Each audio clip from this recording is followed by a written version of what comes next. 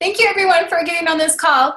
I will say that I don't know, I pay attention to these reports. I'm a numbers person, and I consistently see that there are some coaches who are always showing up as top Success Club earners, top volume producers, and I am looking at them and I'm thinking, what are they doing? And I personally have not, I'll have phases where maybe there's, I don't know, I'll do really, really good on Success Club, but I really kind of built this business just hitting Success Club 10 or Success Club 5, on a consistent basis, but, never was rocking it in a massive big way. And I think that that's great. That's fine. But I do love learning from people who are having a lot of success and doing really well. And I have noticed just with Brenna that she is a independent go-getter. No one's sitting there holding her hand, forcing her to do this, that she's just really been committed to go in and run for this, whether people on her team around her, uplines, or whatever are they're on fire as well. She's stayed on fire. And so I will tell you, I have a lot of respect for Brenna, and I'm honored that she landed on our team. And I'm so grateful that she was willing to do this call. And so with that little small introduction, I will turn the time over to you, Brenna. And if you want to go ahead and do a little intro as well and just kind of share how you got into that aspect. I don't know if you were planning on doing that, but I think that'd be good as well. So I will turn the time over to you, and let me make sure are you able to unmute yourself? Yeah. Okay, great. Okay, so I'm a little nervous. I haven't done a call for a team this big for ever, but I'm Brenna Kimber. I have 4 kids. It's probably my main title, mom of 4, just tattooed on my forehead. I've been a coach for almost 4 years. April will be my coach anniversary. And I didn't know what Beachbody was when I was first approached about it. My friend from high school had signed up to coach, and she knew that I was also a big fitness lover. So she kind of told me about it and asked me if I'd be interested, but I honestly didn't even know what she was talking about, so I told her no. And then she kind of, she was persistent. I have to give her that. She messaged me several more times. I figured out that Beachbody was the company that had released Insanity and P90X, which I had heard of.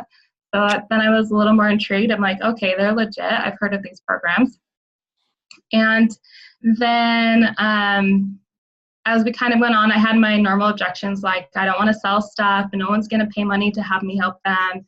I suck at nutrition. I'm just really good at workouts, all that stuff. And she talked me through all of that. And then the thing that really made me sign up was when she got detailed with the money part of it. She told me she was working about 10 hours a week, more or less, and she was making $100, $150 a week. And that's all I needed. That's all I needed. I signed up. I needed $100 a month. I was happy with the $100 a month extra money, let alone $100 a week. So I signed up. And I did the 21-day fix. The 21-day fix had just come out, which actually helped me in my business. It was still new. People were still excited about that. So that's the program I did for myself. I posted my transformation photos, which I only lost 6 pounds. I was super fit when I signed up to do Beachbody, probably the best shape I'd been in my life. But I still lost 6 pounds doing the 21-day fix, and you could tell in my pictures. So I kind of hit it out the gate running. I got Success Club 20 my very first month as a coach. And I was a success starter. And the thing that really helped me was it was almost summit time when I signed up. So I signed up the end of April. Summit was in June that year in Las Vegas. And Brigida kept posting about how you got to get your butt to summit if you're serious about this business. And I went back and forth, yes, no, yes, no. I couldn't leave my kids. I didn't know anyone that was going because my upline couldn't go. It was a lot of money, blah, blah, blah. Finally, the Monday before Summit, you guys, 4 days before Summit, I said, I've got to go. And I got on Facebook and I started networking in the team. I found a ride, I found a hotel, and I went. And Summit was the thing that gave me the confidence to know that I could do this. And I also loved it. Like, I loved the atmosphere. I loved the live workouts. Like, it was my jam. I was happy. I was go, go, go from 5 a.m. to 11 p.m. and I loved every second of it. So that helped me because it got harder later on, which I'm kind of going to share in what I'm going to talk to you about. So, but that's how I got started. Anyway, so I do have a little, like a slide thing I'm going to share with you. So I'm going to share my screen. It always takes me a second to get oriented. There it is. Okay, can you guys see it? Yes, okay. So I'm going to talk about the mindset switches that I had to go through as I, continue to stay in this business. Because, like I said, I came home from Summit, I was still on fire, and then I got pregnant with my 4th kid, and that took a lot of wind out of my sails. I was sick, I couldn't even look at a computer screen, and so I kind of started to doubt myself and struggle and wonder. So as that started to happen, I kind of started to think maybe I didn't want to do this, maybe it wasn't going to be worth the work, maybe it was too stressful, it was going to take away too much from my family. How long was I really going to do this? Because when I signed up and I started learning about coaches, I was hearing about coaches who are making thousands of dollars a month, only working the business like 1 or 2 years, right? And so I was like, fine, I'll just do it for 2 years and then I'll just sit back and I'll just make that money. Oh, what I didn't know then, right? So I spent a lot of time thinking, I just got to do it for a year. That's all. I'll just do it for a year. Or maybe it's not even worth it. Like, I always had that back door open of like, okay, when am I going to quit? Am I going to quit? Maybe I'll just quit in 2 more months. I'll do 2 more challenge groups. I'll kind of wean people out and then I'll quit. I wasted so much energy on thinking like that instead of just sitting down and doing my power hour. So I eventually started to notice that if I kept my eyes forward and I actually sat down and did my power hour, that I actually felt really good about my business and I felt good about the people I was talking to and I loved it. And I walked away from my power hour having positive energy towards my business rather than that negative energy of thinking about how stressful it was and the scarcity mindset that comes into play when you are worried about your success goal points and all that stuff. So I've soon learned that action equals progress and progress equals happiness. Even if you find one person on Facebook to even just chat with, that you connect with, even if you don't even talk about Beachbody, like that was a win, right? Or you find someone who actually is a little bit interested in coaching, even if you can just send someone a video, right? You get to the point in the conversation where you get to send them a video link, like that gives you hope and that makes you feel good about what you're doing. You'll always feel good about the work you do rather than the work that you didn't do. And that's so easily relatable to our workouts. Like, how many people do you know that work out every single day and they are constantly thinking about quitting working out? That never happens. It's always the people who are working out sporadically, like once or twice a week, then they get really sore and they take 3 or 4 days off and then they try it again. Or people who go really hard for 3 weeks and then they quit for whatever reason. That's how it is with the business. If you treat your business like that, then you are not going to like it. But if you're that person who's consistent and shows up, like that person who goes to the gym every day or pushes play on the Beachbody stuff every day, then you're going to love it and you're going to make progress. Another thing I had to learn was I just had to commit to what I could commit to and stop comparing myself to other people. I would see other coaches who signed up about the same time as me. They went diamond way before I did. They were making more money than I did. But they also had a different situation. Like, they were in jobs that they were trying to come home from, or they had all their kids in school all day and they had more time. I had to decide that I was going to do what I could do and be happy with it. I could give 2 hours a day to this business and that's it. And I just had to be happy with that. And I had to be okay with it taking me longer than a lot of other people. I was Emerald coach for over 2 years. And I kind of laugh at that now because I realized that it wasn't as hard as I was thinking it would be to go diamond, but I was stuck in this like place where I couldn't even envision diamond for myself or how to get there. And so I didn't get there, right? Everyone said diamond's a mindset, and that drove me nuts because I had no idea what they were talking about. Like, what mindset are you talking about? And it's these mindsets that I'm sharing with you right now that kept me at Emerald for over 2 years.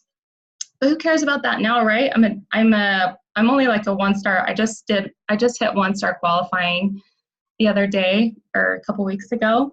But I'm here. I made it. It's going to take me longer. Who cares? If you guys watched that call by Danielle Natoni that Keisha posted, you have to watch it. It was amazing. But she was like, it took me longer to get to 15 stars than a lot of people, but who cares? I made it to 15 star. And that's kind of how I feel. Like, it's going to take me probably 5 to 7 years to build a 6-figure income, but so what? I'm still going to do it, right? So just quit comparing yourself, put your blinders on, and go to work with what you can do in your current situation. Okay, so the other losing mindset I had to get over was being all about the numbers. So when I signed up, I was surprised to find out that I was more motivated to hit Success Club than I was about anything else, about, you know, how much money I can make or any of that stuff. It was all about Success Club for me, which was great in the beginning because it really motivated me. But then you get in those times in your business when it's a little bit slower for whatever reason. Maybe it's a seed planting time. Maybe you didn't do enough work on the front end, prospecting and talking to new people. But you hit that month where Success Club doesn't come that easily. And that was a little more common in the beginning. But even just last March, so I had a really good season last year too. So not just this December that we just had, but the December before that. And then the January and February, those were all super amazing months for me. Success Club 20 plus, which, I mean, that's as good as I get. I know there's coaches that hit way more than that, but that's awesome for me. And then March came and I had this pit in my gut because I knew I didn't have strong leads. It got halfway through the month and I maybe was at Success Club 2, which is really unusual for me. And I started to panic and I started to go after those people that had been on the fence before, but they weren't sure. And then I got to the last week of the month and I started bribing people to join me. You know, those Hail Mary, like, I'll give you $20 Target card if you sign up today, that kind of thing. And I hated every single second of my business that month. I hated every single moment. I didn't care about the people I was talking to. I just wanted someone to order their stupid contract so I can have my stupid Success Club points and get on with my life, right? And I really had to sit back and think after that month was over and I hit Success Club 8 by the hair of my chinny chin chin with my bribes, that I didn't want to be that kind of a coach. I didn't want my business to feel that way to me. It made me feel sleazy and yucky and salesy. And so that was the month I was like, I am never again running my business this way. If I don't hit Success Club, it's better to not hit Success Club than to be bribing people to join me. So I decided to let go and let God and do this instead. If the slide will change. Quit thinking about me, quit thinking about the numbers, and lead with a servant heart and care more about the people that I was talking to than making a sale. And that changed everything for me. I have hit Success Club almost, I think, all but one time, 10 plus every single month since then. And it's come easily to me. People have, and not easily to me, I mean, I'm still putting in the work, but you know what I'm saying? Like, I don't have stress. Like, when it goes to 0 the first of the month, I'm like, okay, well, here we go. We gotta hustle, but I'm not worried about it. I'm not stressed about it. My life isn't going to fall apart if I don't hit Success Club. But if I lead with that servant heart, I'm so much more likely to enjoy what I'm doing and to put out that positivity to the people that I'm talking to, that I really just want to help them. And then for whatever reason, they trust me and they order, and I just don't have to worry about that part. So that's been huge for me. The other thing I struggled with, and actually this was on the National Wake Up Call a few weeks ago with Val. I can't remember her last name, starts with the B, Barrazo or something. She was talking about how she would have moments where she would just focus on everything that was going wrong, how her coaches were hitting Success Club, no one was joining her. She got a measly $200 paycheck. And I remember if you were talking to her about that, that resonated so much with me because I've been in that same boat so many times. You know, you feel like you're the only one on your team doing anything. No one cares, whatever. You know what I'm talking about. So I decided that I need to change my mindset there too, and just focus on the good things. Focus on the 2 or 3 building coaches that I do have that are still trying and pushing and trying to grow. Focus on the fact that I get to work from home, that I get to share my passion for fitness and health through this platform that we have, that I get to make extra money every single week for my family, and realize that if I wasn't doing this, I'd be making diddly squat. If I wasn't doing this, I'd probably just be taking naps and reading novels, because that's what I did before I was a coach in the afternoons, because I worked during nap time. And I just needed to be grateful for every single person who joined me, because I remember when I joined, and you probably felt this way too, even if one person joins me and changes their life, it will be worth it, right? So we should still have that same mindset, because every person that joins us is worth all this work that we're trying to do. I know I say a lot. I need to work on that. I just had a few notes that I wanted to make sure I don't miss anything. Oh yeah, so I remember telling my coach, or my husband, just a few days ago, it was time to sign up for the Success Club trip. And I was like, how cool is it that I work a couple hours a day, I make, decent amount of money, and I get to go on an awesome vacation every single year and bring him for free. If that's all I get out of this job, then I'm happy. Seriously, I don't need anything else. That's good enough for me. But I know that the sky's the limit, and I also love that side of it too. So after you have mastered all these mindsets, and I know if you're a rock star coach on this team, you're probably like, yeah, I did that in a week or whatever. Totally fine, but I bet you have coaches who struggle with these too. But once you really internalize this stuff and make it part of who you are and the way you run your business, then Success Club's going to come easier for you. But I do want to share a little bit of practical things, because I know some people feel like all this mindset talk's a little bit fluffy. It's not really until you get it that you're like, oh yeah, that's like the most important thing to focus on. That's why so much of our Beachbody Summit is personal development. But you also need practical business tips too. So I just want to share a couple things that work for me, and maybe they'll help you. So I keep my invitations really conversational, super simple, and I actually am getting away from the invitation that says, hey, I'm starting a challenge group on March 18th or whatever. I have just kept it more conversational. So this invitation here is one I used for the 80-day obsession, and I will say that I was sending this to people that I had already talked to. They already knew I was a coach. So it's super simple. Hey, how are you? So I really wanted to invite you to join me for a new program we're putting out in January. It's called 80-day obsession, and it's gonna rock. I'm gonna have a bunch of friends join me. We're gonna do it all together. I'd so love for you to join the fun. Would you be interested? So that honestly has no details, right, except for that it's in January and the name of the program. But I had so many people respond to that. And then this middle one is, this would be a person that you've kind of just said, like sent a hey girl to, or maybe formed a little bit. So hey, so-and-so, it was so fun chatting with you the other day. I don't know if you know or if you'd be interested, but I'm an online fitness coach. I have a free 5-day group coming up about whatever, and I really wanted to invite you. Would you be interested? So super simple. I decided that we overthink our invitations way too much. It really is just important that you send it. It doesn't have to be perfect. It just needs to be sent, right? Done is better than done is better than perfect, or whatever that saying is. I totally believe that. And then this one over here is a coaching invite.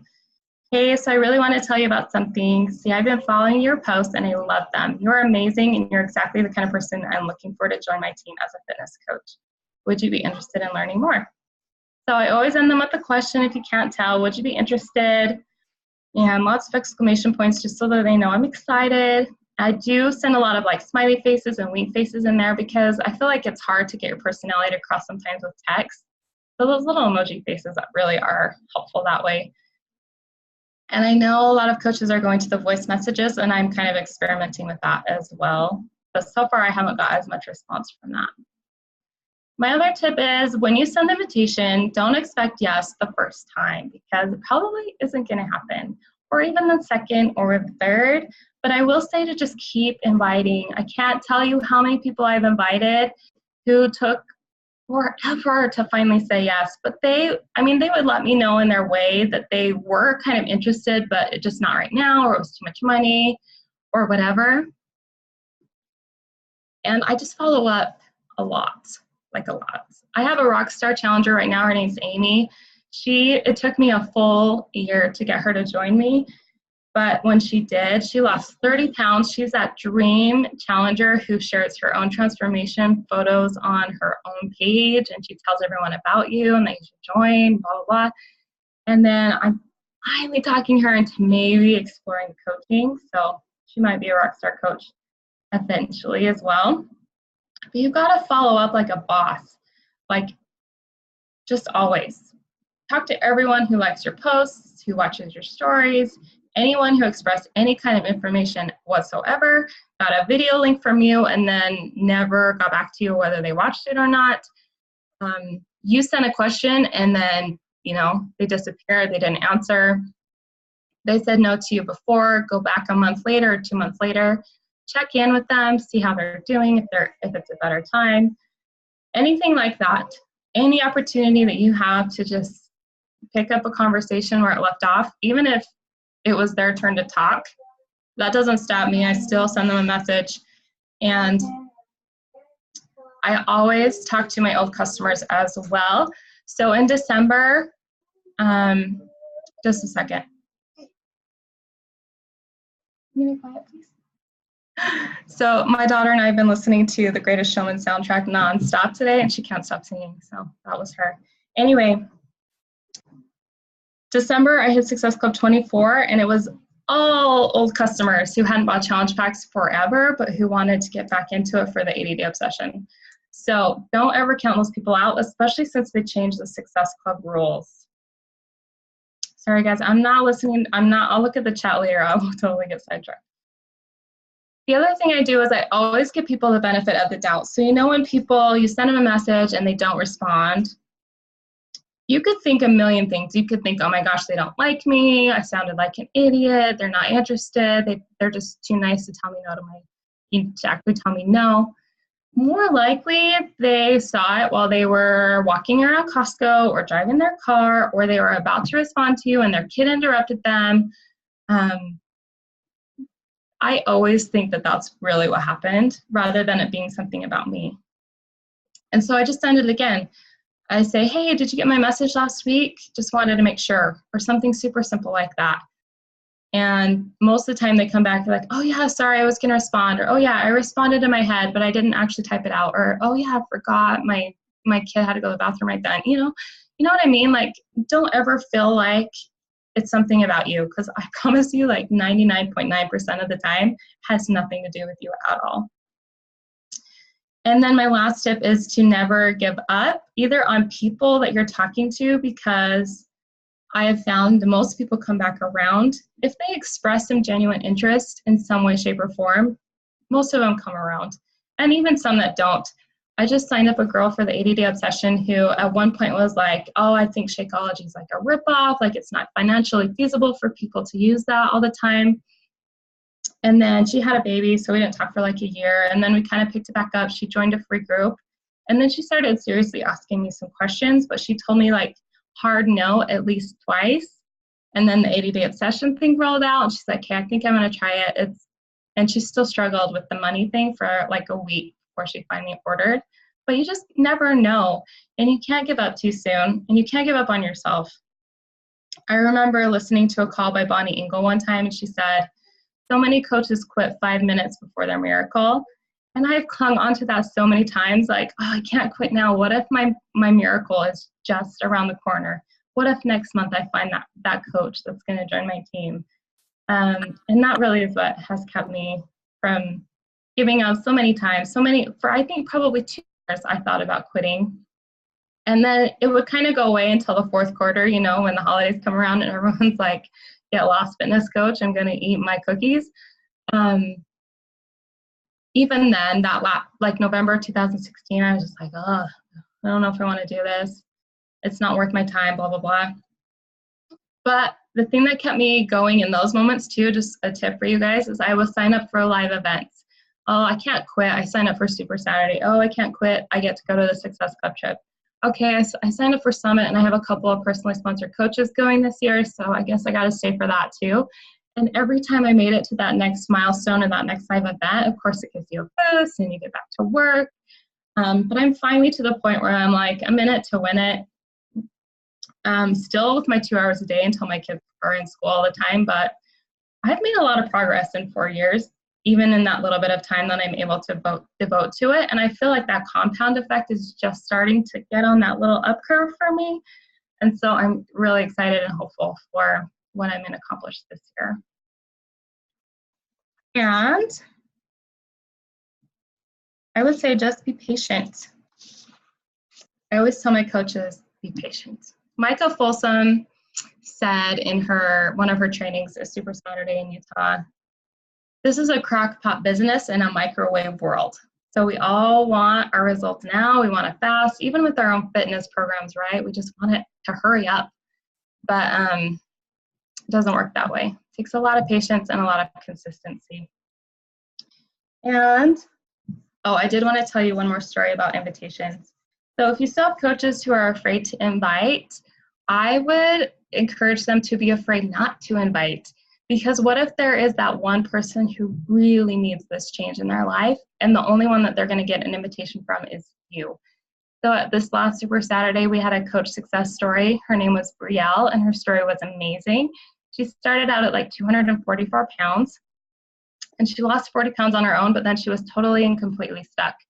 So her sister was like, hey, I know this Beachbody coach. You should get in touch with her, which was Micah Folsom, of course. So she's set forever. But she got signed up as a coach, and she started inviting friends, right, and family to join her. And she found out that 2 of her really good friends were Beachbody coaches, and they had never said a word to her about being coaches and about being able to help her. And that, I'm sorry, I don't get emotional very often. Anyway, that was really hurtful to her, that it wasn't shared with her earlier. So if you think about that girl, then you should be afraid not to invite them, because it's not about you. Anyway, that's all I have. Let me see what the chat says. Yes, just doing the work. Following up is good. Yes, what Robin said, following up is good customer service. I hate it when I get a message from someone who, of course, is a network marketer of some sort, and then I never hear from them again, even if whether I respond or not.